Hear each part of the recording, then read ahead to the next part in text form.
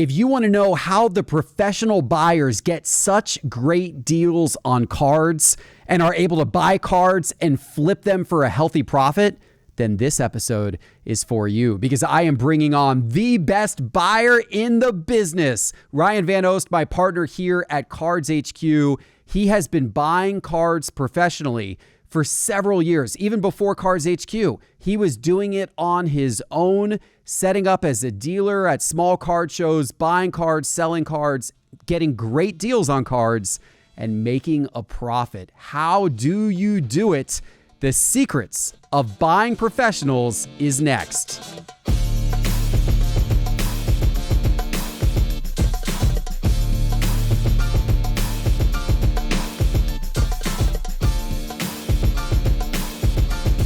The Geoff Wilson Show is brought to you by Arena Club, the official home of slab packs. Now available every day, slab packs offer an exciting way to collect graded cards with confidence.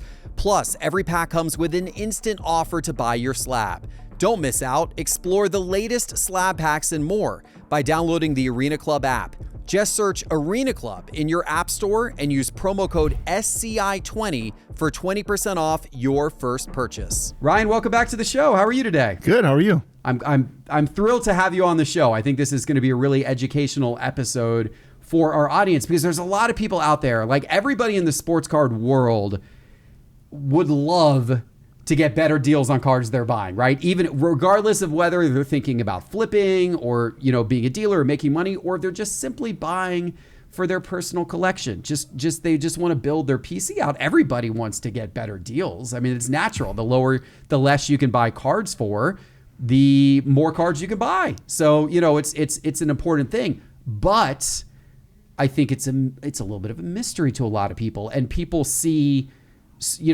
people like yourself, professional card buyers who are literally buying hundreds of thousands of dollars of cards a month and turning around and selling them for a profit. And I'm sure people kind of wonder, how's it done? It's definitely challenging for sure. And so we're going to get into it. And I'm excited, I think the audience could be really interested in this. Let's start, Ryan. You start, obviously today's state is here at Cards HQ. You're leading our entire buying operation. Would we have like 10, 11 buyers now? Yeah. Many of which are full-time. Mm-hmm. We were just looking at some of the numbers yesterday. We're buying probably about $1 million worth of cards every single month. We're buying hundreds of thousands of dollars of both sports cards and TCG cards in the store every single month consistently from people who walk in with their collections. And then on top of that, how many card shows have you guys been to so far this year? Do you know? I think it's like 23 or 24. We're going to one this weekend as well. So incredible. It's been a lot. And so every time you go to one of these card shows, you're typically buying $100,000, $200,000, sometimes more worth of cards, right? Mm-hmm. Yeah. So if you add all of that up, multiple card shows a month plus the in-store buying, it's a huge amount we're buying. We're buying $1 million plus often in cards every single month. But when you started, it wasn't that, right? Like, Tell everybody about how you kind of first broke into cards and started actually doing it, started buying cards to make money. Yeah, I mean, I owned a concrete company up in Northwest Indiana, and I lived in Chicago. I'd drive out to Northwest Indiana. We'd work from like 6 a.m. to like 4 p.m., and then I would spend my evenings at Baseball Card Exchange up there in Cherville, Indiana. Good store. Great store. Great friends still to this date. They're the ones that do the sealed wrapping of sealed hobby boxes, and authenticate them. But I would go there and I would spend my whole paycheck there. But I was just a collector at that time, so I wasn't selling any of the cards. They were building up. That started roughly 2017, and then 2019, my wife got into Georgia State University. So I moved down here. I sold my concrete company, and I was like, man, what do I do now? I was looking at window companies to buy. I was looking at different construction things. But I had all these cards, and my wife was like, you have a whole 2 rooms full of cards. So I started listing them on eBay, and I think I was getting smoked early on. I think I lost quite a bit of money selling them too low. But then I heard about a card show in Augusta, Georgia. So I drove down to Augusta. I brought my whole Toyota Prius full of cards down to Augusta, and I pretty much sold out. I went home with like $15,000, and I'm like, holy cow. there's something with these cards. Everyone wants these cards. And this was 2019, you said? Around 2019, maybe early 2020. Okay.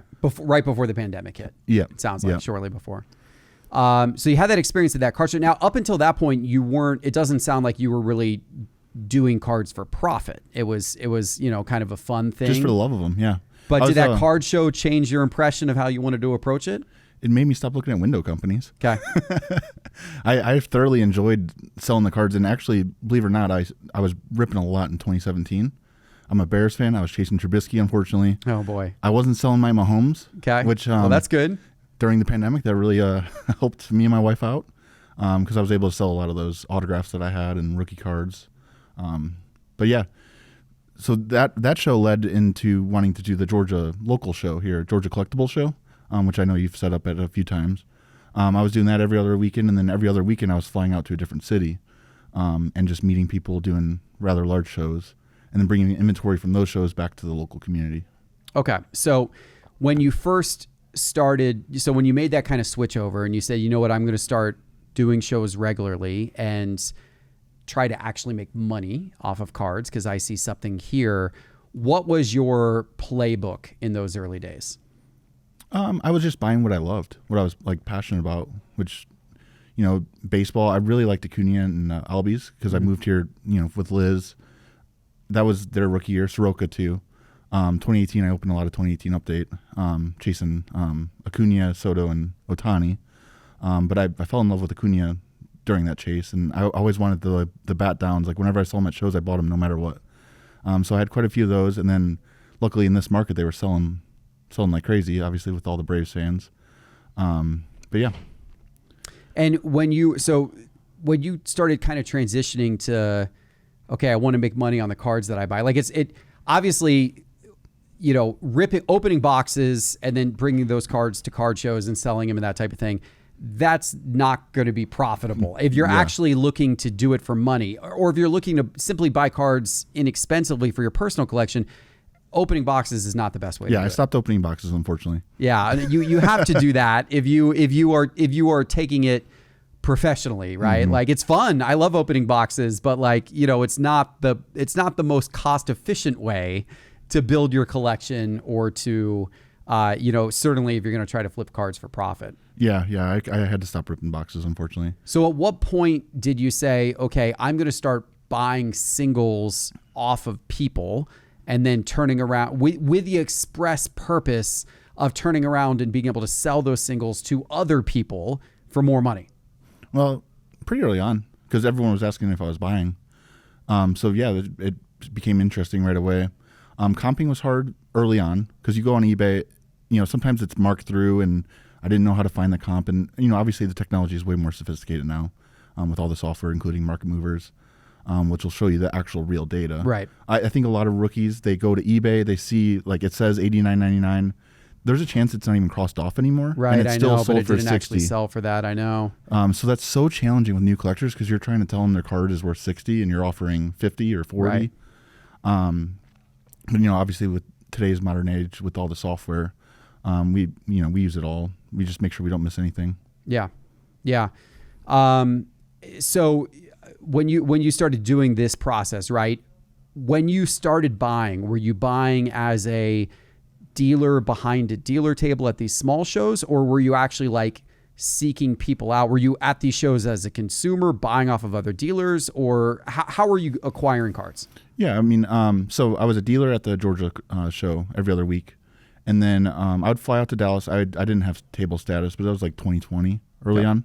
And I would walk the show floor with all the cash that I got from the Georgia Collectibles show and just buy the stuff that the customers were asking for. Okay.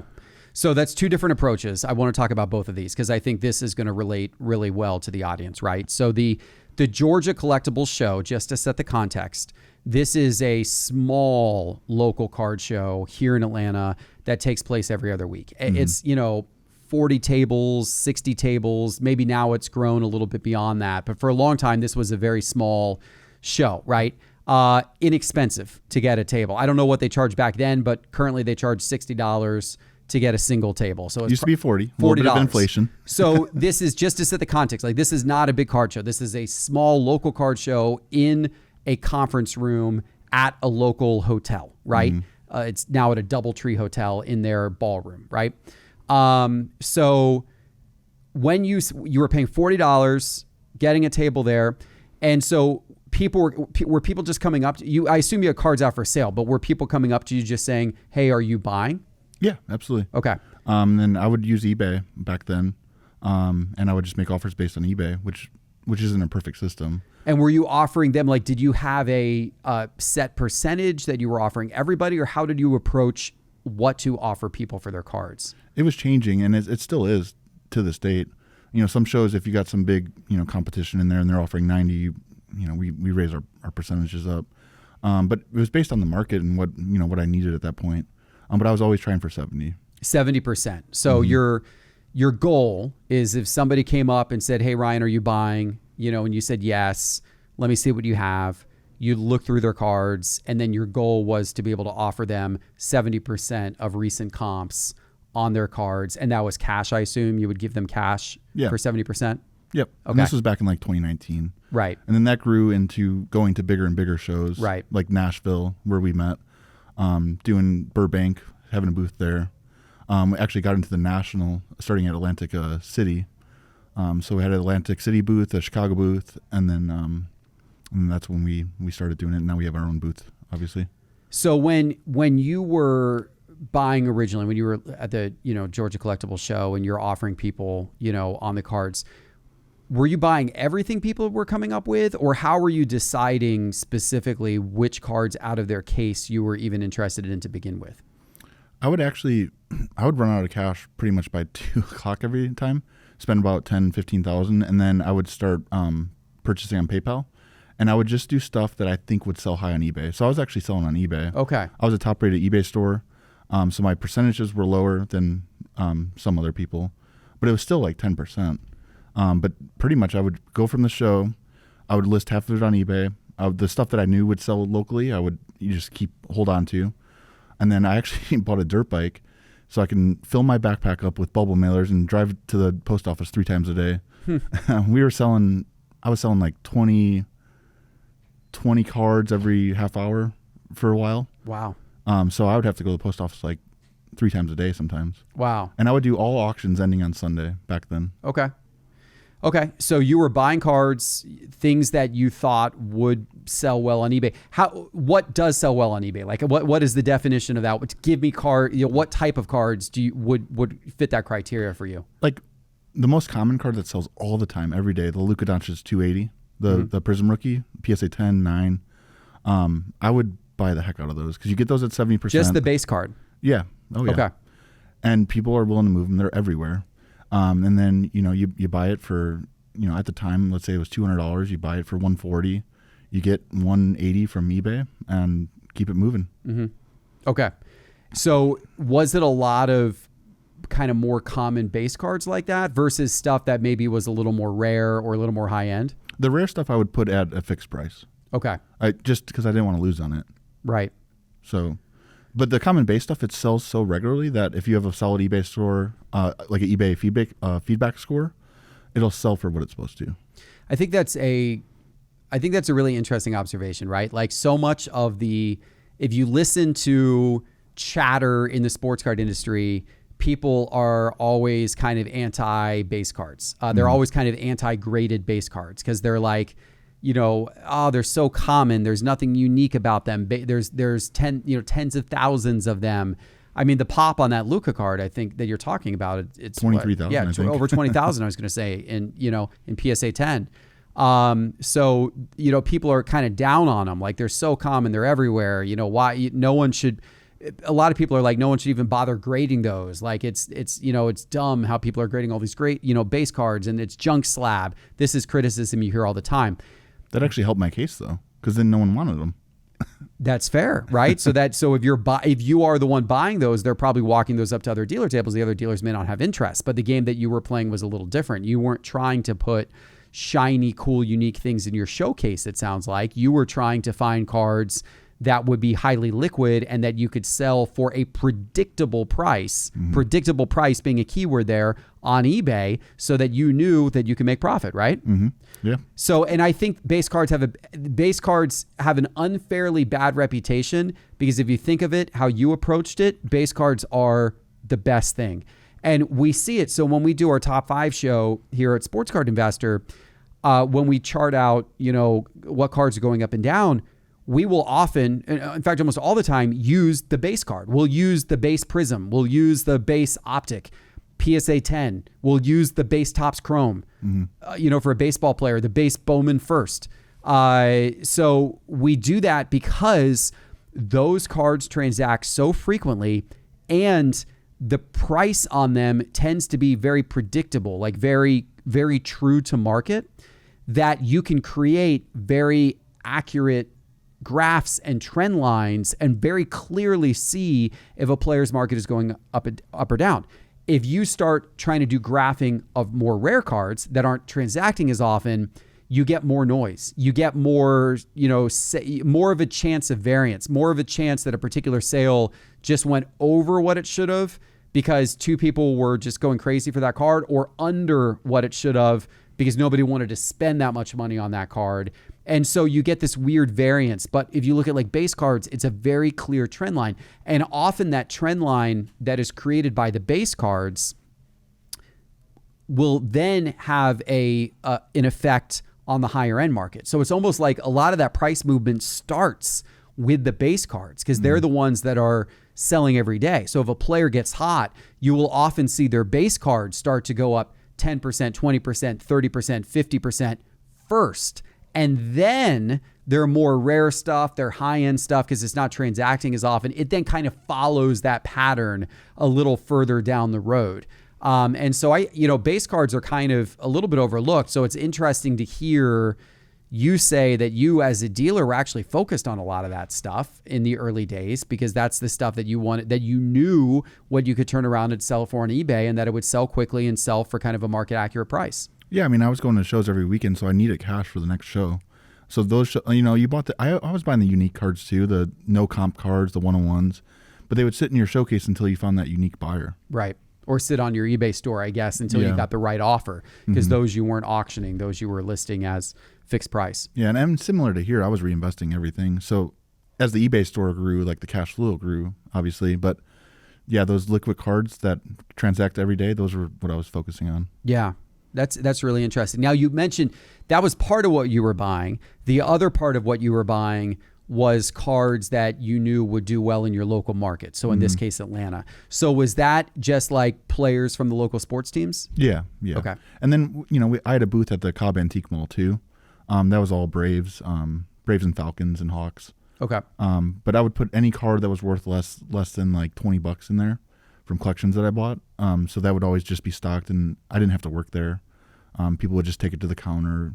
We dealt with theft there, but it was like, cheaper cards. Right. So it was okay. Okay. But, I would put all the bulk there.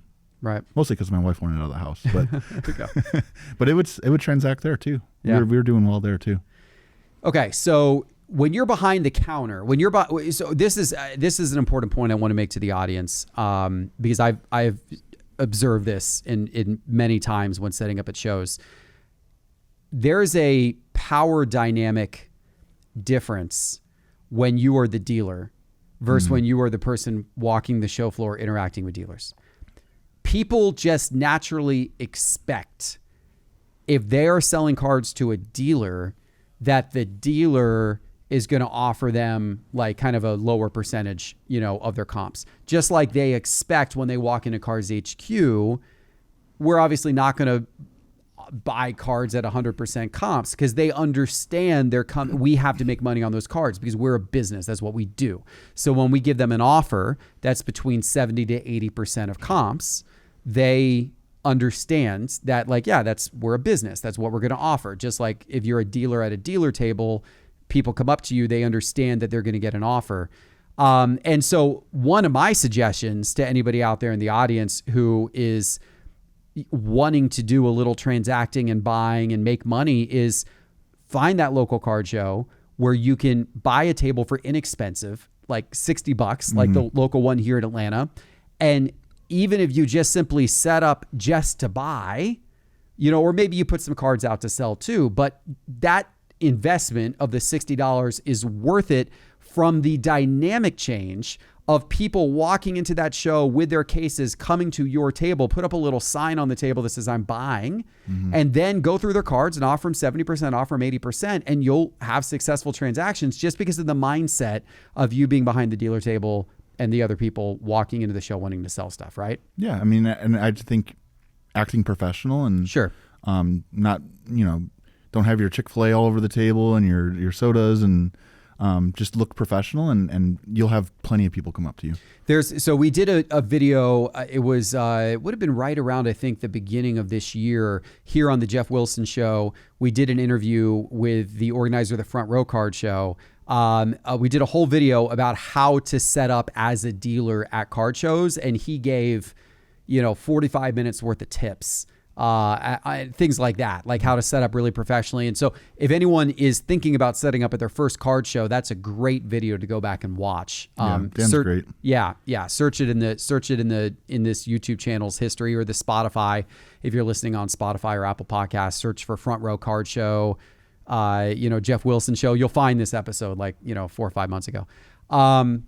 Okay. So that was part of the way that you were setting up and buying cards. But then you also mentioned you were going to a show like the Dallas Card Show.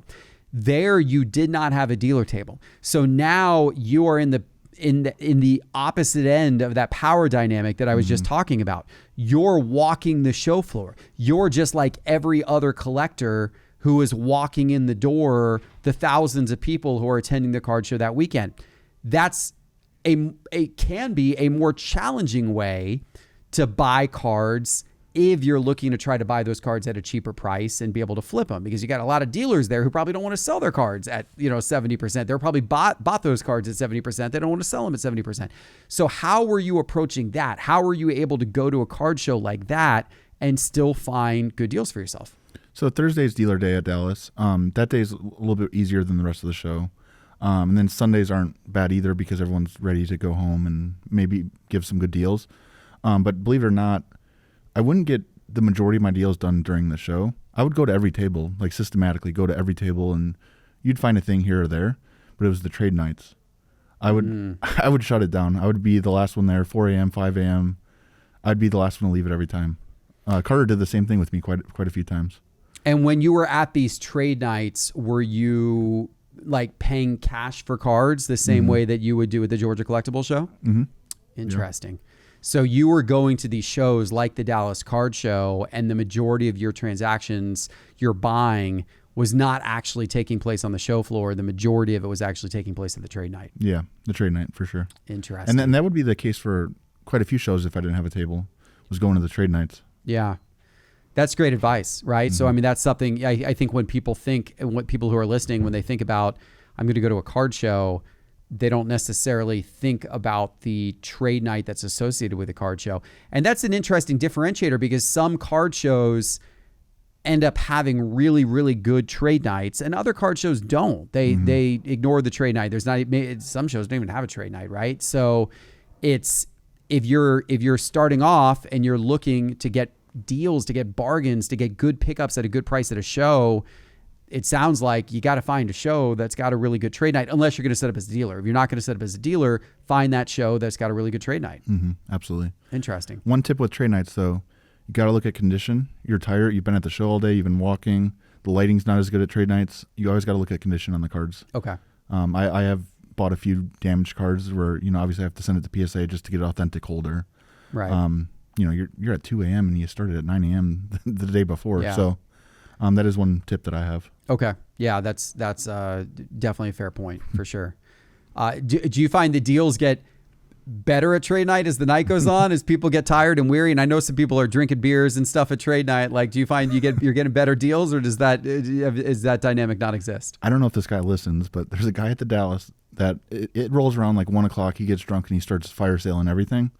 1 a.m. I'm right by him, just waiting. All right, there you go. That's your moment. If you can wait it out. I don't want to call him out, though. I don't want him to know my plan. That's your moment. Okay, that's really interesting. Okay, so Fast forward to today. So today now, so this is the stories you just told were when you were doing it as a solo entrepreneur in the sports card space. Right now, today's a lot different. You've got a whole buying team. We got a store. We're buying, an incredible amount, like $1 million worth of cards, right? Every single month. What is different, if anything, or are the fundamentals the same of the approach that you and our buying team take today versus, when you started and doing those stories that you just told us about? Yeah, I mean, with everything we're doing, and we can't announce any of that right now, but the cash flow has been an issue this month.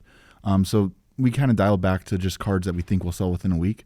But early on, we were just buying everything because we have so many eyes on our website. We have so many eyes in our store that we were able to buy everything because we would get the right eyes on the cards. Mm-hmm. Now we've dialed that back just to super liquid cards. But I would say we buy a lot more stuff than I would have back in the day here, just because we have more eyes on all of the product. And just to give the audience a little bit of a sneak preview based on what you said, we're saving some money right now. We got a couple of really big announcements coming. And so we can't share anything right now, but we're saving a little bit of money up. And that's why, as Ryan said, we slightly reduced some of the buying recently to save a little bit of money up. Big announcements forthcoming. Super exciting. Yeah, it's good stuff for sure. Okay. One thing that I've noticed observing you, Ryan, and how you operate at these shows, how you operate, here at Cards HQ when you're buying stuff, it seems like now, at least, I'm sure it wasn't this way in the beginning, maybe as much, but it seems like now your success is a lot tied to relationships. Yeah. Talk to me about that. Not only is it relationships of people that I meet at all these shows, but it's relationships back here at Cards HQ. There's sometimes where, I know a Tim Tebow collector, or I know a Patrick Mahomes collector, or there's even like niche players that I know someone in our local community wants them. So I almost pre-sell the cards sometimes before I buy them. Just make sure they're interested before I buy them. But then on the other side, you mentioned how it's hard to be on the other side of the dealer table. It's only hard if you don't know the dealer. If you have a relationship with them, like standing, like Texas Roadshow, for instance, I do a deal with them a lot of times at Dallas, but we have that relationship there that we've had for like 4 years now. So on the other side of the table, it's not hard with them. Just meeting different people that vend regularly, like it's kind of funny because we fly out to all these shows and I see a lot of the same people. Like we're in Dallas, and the next thing you know, we're in California, and then we're in Chicago, and then we're in Nashville, and then we're in Atlanta, and then we're in Miami, and I see the same people. So to work out deals with those same people, like keeping those relationships up, they know we're in Atlanta. They find a nice Acuna First Bowman auto. Well, yeah, sure, I'll buy it, Relationships are so crucial to a lot of this. Yeah. So I encourage people, I think people when they're starting off, they just go for the kill. They're like, oh, I'm going to go make a ton of money. I think it's more important to go to every dealer and oh, are you a card shop? Are you an electrician and you're just here for the weekend? Actually meet these people, because that's actually kind of the fun part of the hobby, is meeting where all these people come from and why they do this. Because at the end of the day, we're all passionate about this. I mean, in the concrete world, it was so cutthroat. I hated my competition. I still do. And I'm not even in the concrete world. But here in the hobby, I love most people in this hobby that, go to card show. So the relationship building in this space is just perfect. It's great advice. Yeah. Excellent advice. All right. I hope everybody, that was very sage advice by Ryan. And I'll tell you, I have seen it play out in many times over, because I go with you often to these card shows. I'll be there doing content while you're, buying. Sometimes that's crossing over and we're doing content about you buying, right? And I see it play out. I see exactly what you're talking about play out. A lot of the dealers are sometimes saying, hey, Ryan, I got this. Hey, Ryan, I got that. Hey, Ryan, they're texting you ahead of the show. They're calling you ahead of the show. So you can see it play out in real life, that you get the opportunity to do big deals with various dealers. And a lot of times these deals, when I watch you do them, even though they're big deals, 5-figure deals, occasionally 6-figure deals, they feel frictionless. You would expect those deals to be this really hard negotiation over this $50,000 deal with all these cards, but it feels somewhat frictionless. And I think that's because you've got the relationship with these people. You've dealt with them so many times. They kind of have an understanding of what you're looking for and what you're willing to buy at. And they're calling you because they are willing to sell you that at that price that they know you would buy it at. And so it almost feels like because you've got that relationship, the deals are able to just get done a lot faster and more fluid. And the key to that is honesty. Don't tell them you're paying 70% and then calculate it at 60. I see so many people do that, but then those guys end up going to the people they trust the next show, the dealers that are honest with them. Right. If you're offering 70 and you're sending them a spreadsheet and they can go home and look and you actually paid 60, you're not being honest with the guy. He's not going to do business with you again. Yeah. So be honest with the guy, and then you'll create that relationship. Or maybe every time you see him, you'll have a $5,000 deal, $10,000 deal. Over the span of a year, that's a lot of cards coming in. It is. All right, there you go, guys. Honesty, relationship building, transparency. I mean, these are great attributes for life in general, but attributes that really pay off in the sports card hobby, for sure. Yeah. Thank you, Ryan. I appreciate it. I know you have a busy day ahead because you're actually leaving.